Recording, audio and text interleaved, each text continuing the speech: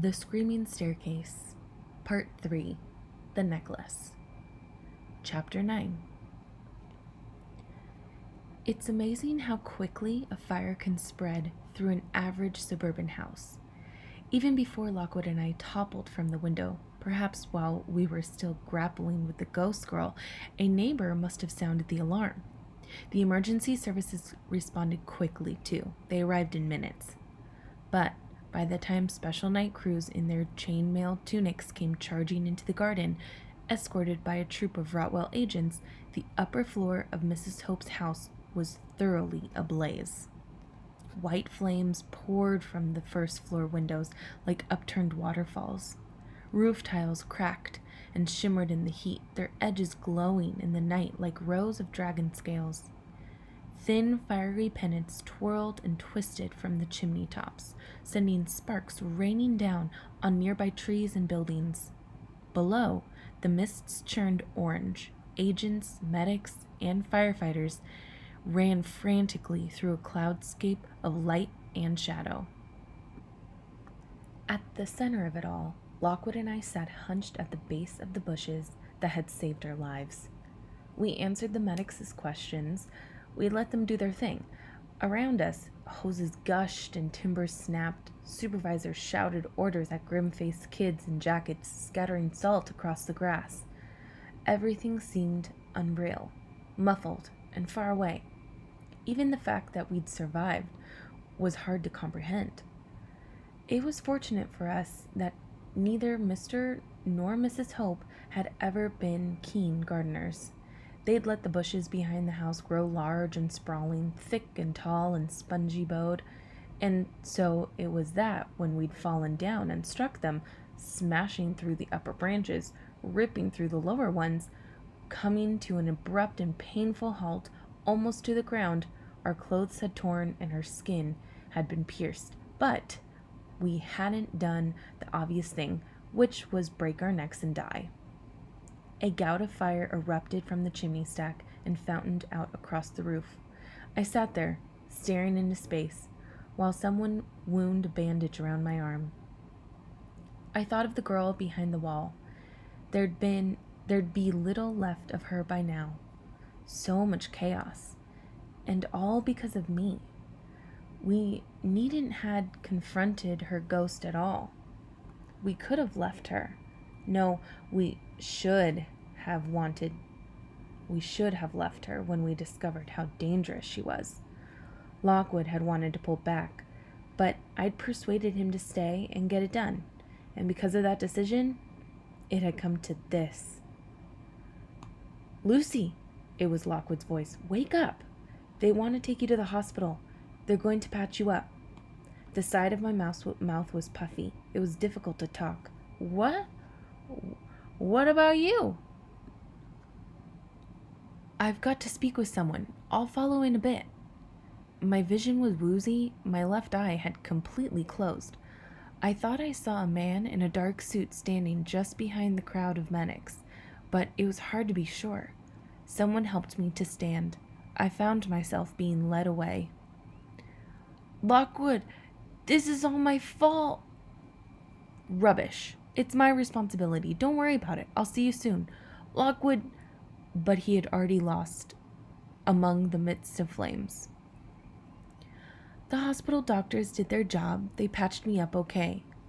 By morning, my cuts were cleaned and covered. My rapier arm was in a sling. Overall, I was stiff and sore and out of joint. Still nothing was broken, and I only limped a little. I knew I'd gotten off lightly. There was talk of keeping me in for observation, but I'd have enough by then. The doctors protested a bit, but I was an agent, and that gave me leverage. Just after dawn, they let me go. When I got back to the Portland Road, the ghost lamp had recently gone off. I could hear the hum of its electronics inside the stem. At Lockwood's, the office lights were on in the basement, but the upper story of the house were dark and quiet. I couldn't be bothered to look for my keys. I leaned against the doorway and rang the bell. Running footsteps sounded. The door opened with violent haste. George stood there, cheeks red, eyes staring. His hair was even more disheveled than usual. He wore the same clothes as the day before. When he saw my scratched and swollen face, he made a small noise between his teeth. He didn't say anything. He stood aside, let me walk in, and quietly closed the door. The hall was dark. I reached over to the crystal skull on the key table and switched the lantern on. It threw a frail halo around us, the skull grinning at its center. I stared dully at the ethnic knickknacks on the bookshelf opposite, the pots and the masks, the hollow gourds that, according to Lockwood, certain tribesmen wore instead of pants. Lockwood. "Where is he?" I said. George had stayed by the door. His glasses shone with lantern light, and I couldn't see his eyes. Something pulsed halfway up his neck. "Where is he?" I said again.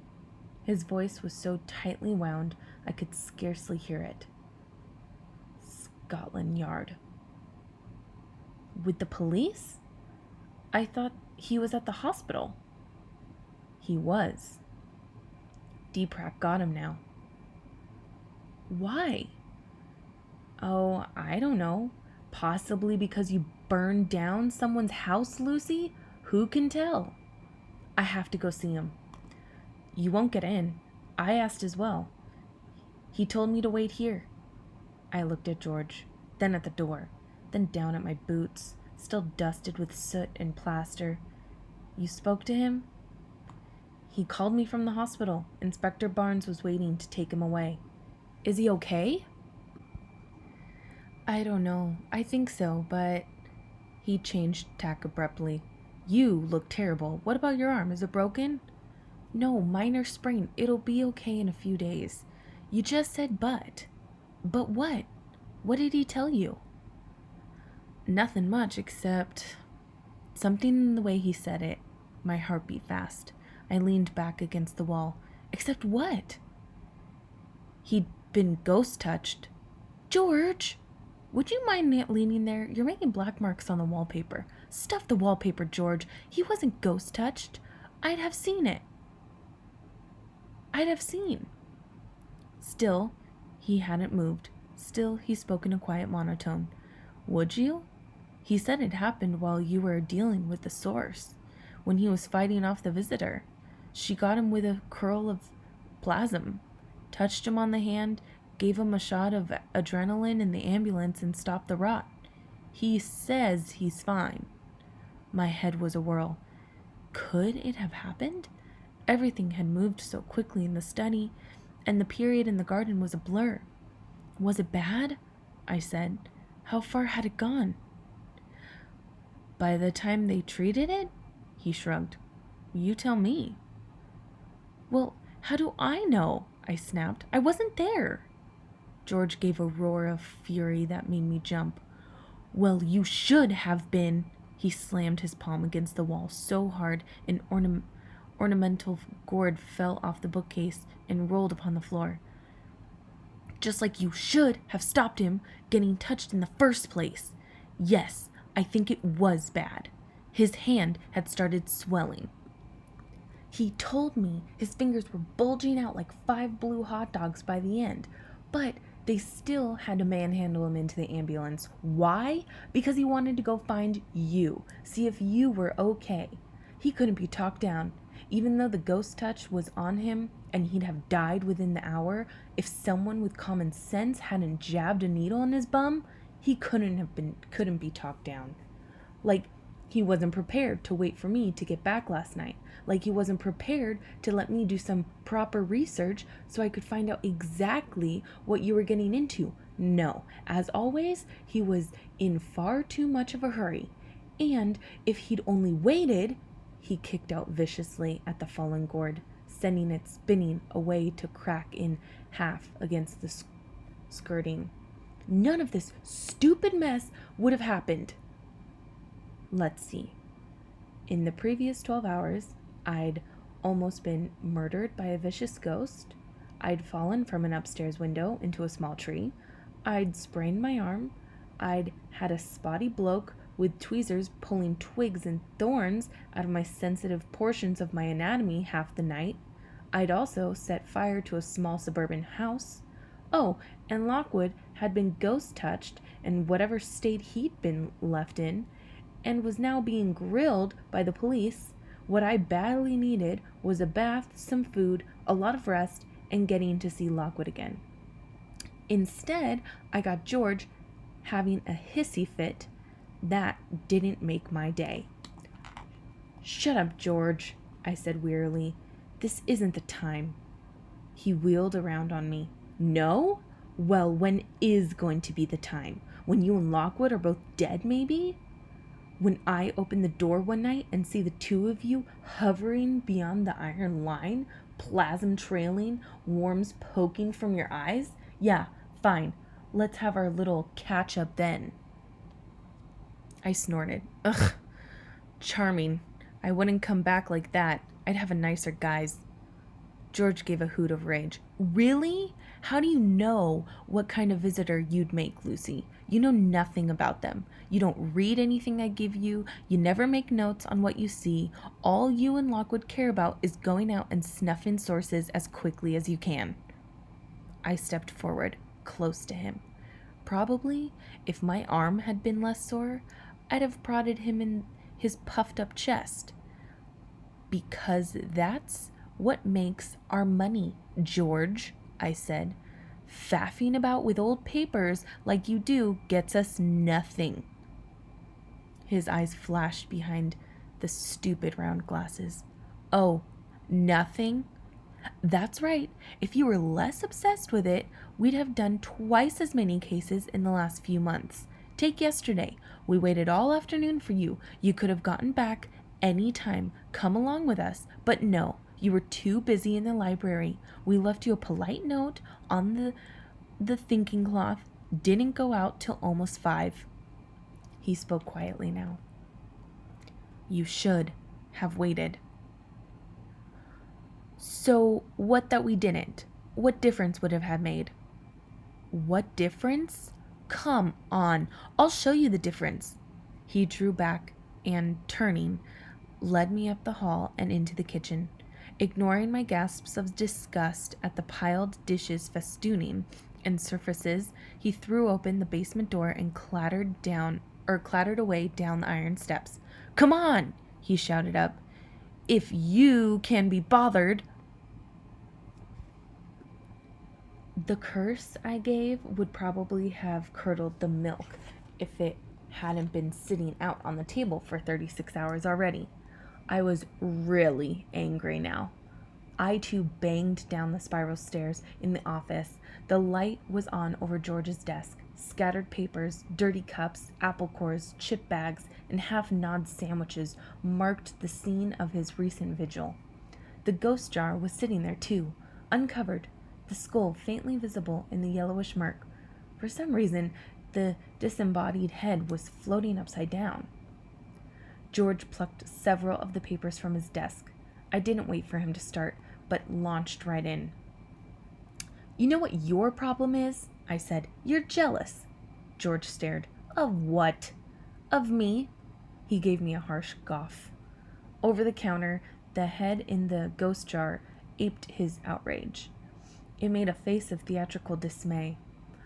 "Oh, sure," George said. "You're fantastic. You've just burned down our client's house. You're our best assistant yet." "Too right I am. The last one's dead." He hesitated. "That's not the point." It's exactly the point. Remind me on how Robin died again." "Met a raw bones, panicked, and ran off a roof."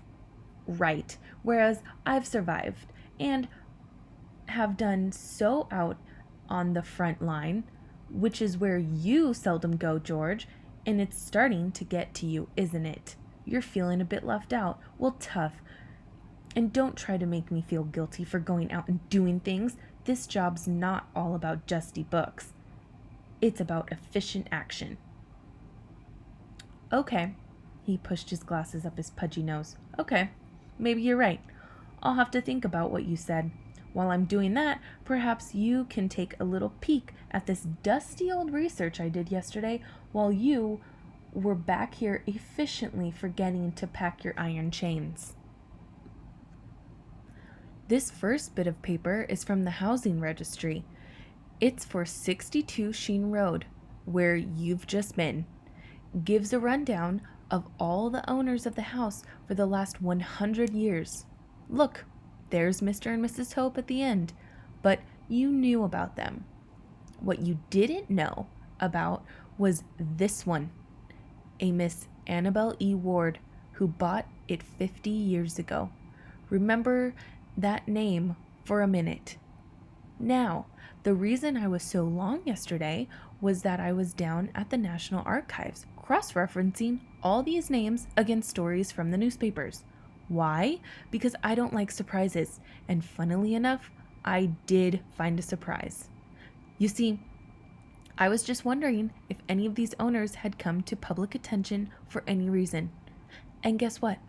One of them had. With ink-stained fingers, he pushed another sheet of paper forward on the desk. A smudged photocopy of a small newspaper article. It was from the Richmond Examiner, dated 49 years before. Missing girl. Police appeal for help. Police investigating the disappearance of popular young socialite Miss Annabel Ward yesterday appealed for fresh information from the public. Miss Ward, 20, of Sheen Road, Richmond, has not been seen since late on the night of Saturday, 21st of June, when she dined with a group of friends at the Gallops nightclub on Chelsea Bridge Road. She left shortly before midnight and failed to keep an appointment the following day. Detectives have since questioned her circle of associates, but have yet to make a breakthrough with the case. Anyone with information is urged to call the number below.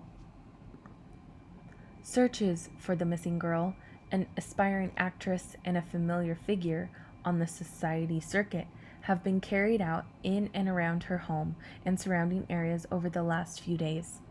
Police divers are searching ponds and rivers. Meanwhile, Miss Ward's father, Mr. Julian Ward, has issued a statement offering a substantial reward for any. Having trouble reading it? George said. No wonder. It must have. Oh, at least 2 paragraphs. Let me help you figure it out. They don't mention her exact address, but I think it's pretty obvious this Annabel Ward must be the same one from the housing registry. The dates fit too. So she'd lived at 62 Sheen Road, the house where you and Lockwood were busy investigating an apparition. Coincidence? Maybe, but finding this made me sit up and take notice. So I hurried home to tell you, only when I got there, surprise, surprise, off you'd gone already. Even then, I wasn't worried. I thought you were all well equipped. It was only later I saw you'd left the chains behind. Silence. The ghost in the jar had now devolved into a grainy, luminous mass of plasm, swirling slowly like green water at the bottom of a well. So what about it? George said. Any of this fit with your experiences last night? It was like a hole had opened in me somewhere and all my anger had drained through it. I just felt very weary now. Got a picture of her? I said. Of course he did. He stretched out among the papers. That's all I have so far. From another edition of the Examiner, a girl in a long fur coat caught in flashbulbs as she stepped outdoors. Slim glimpse of a leg, bright teeth, primped hair in a beach hive look. She was probably coming out of one of those society clubs or bars the papers love so much. If she'd been alive now, she'd have a glassy-eyed half-page feature in one of Lockwood's magazines, and I'd have hated her. As it was, I only saw that other face, eyeless, shrunken, and cubbed in cobwebs, propped behind the bricks. It made me very sad. Yes, I said. It's her. Grand, George said. He didn't say anything else. It says they searched her house, I murmured. They can't have looked very hard. We stood by the table staring at the photo and forgotten newspaper 50 years ago. Whoever hit her did the job well, George said at last. And this was before the problem was widely accepted, don't forget. They wouldn't have sent any psychics in. But why wouldn't the ghost make trouble from the start? Why the long time gap? Could be as simple as too much iron in the house. An iron bed frame in the room might have been enough. If the Hopes did a clear out, change the furniture, that would have freed the source again. They did make a change, I said. He turned it into a study. Anyway, it doesn't matter now. He took his glasses off and rubbed them on his untucked shirt. I'm sorry, George. You were right. We should have waited. Well, I should have gone out to join you. It's so hard to get a night cab. There was no call for me to get so mad. I'm just worried. I hope he's all right. He'll be okay. Look, I shouldn't have lost my tempter or kicked that fertility gourd. I broke it, didn't I? Oh, he'll never notice. Just put it back on the shelf. Yeah. Back went the glasses. He looked at me. I'm sorry about your arm. We would probably have kept on being sorry about stuff indefinitely, but right then I was distracted by the face in the jar, which had stealthily reemerged and was now pulling expressions of extravagant disgust. That thing can't hear us, can it? Not through silver glass. Let's go back up. I'll make you something to eat. I headed for the spiral stairs. You'll have to wash up first. That'll take some time. I was right. So much time, in fact, that I'd bathed and changed and come stiffly downstairs again before George had gotten the eggs and bacon on the plate. I was just parking my sprained elbow on the table and reaching gingerly for the salt when the doorbell rang again. George and I looked at each other. We both went to the door. Lockwood stood there. His coat was torn and burned, his shirt ripped at the collar, his face was scratched. He had the bright, staring eyes and hollow cheekbones of an invalid risen from his bed. Far from being swollen, as I'd feared, he seemed thinner than ever. When he stepped slowly into the hall's light, I saw his left hand was bandaged with thin white gauze. Hi, George, he said, and his voice shook. Hi, Lucy. He wobbled, seemed about to fall. We rushed forward to support him between us, and Lockwood acknowledged us with a smile. Glad to be home, he said, and then, Hey, what happened to my gourd?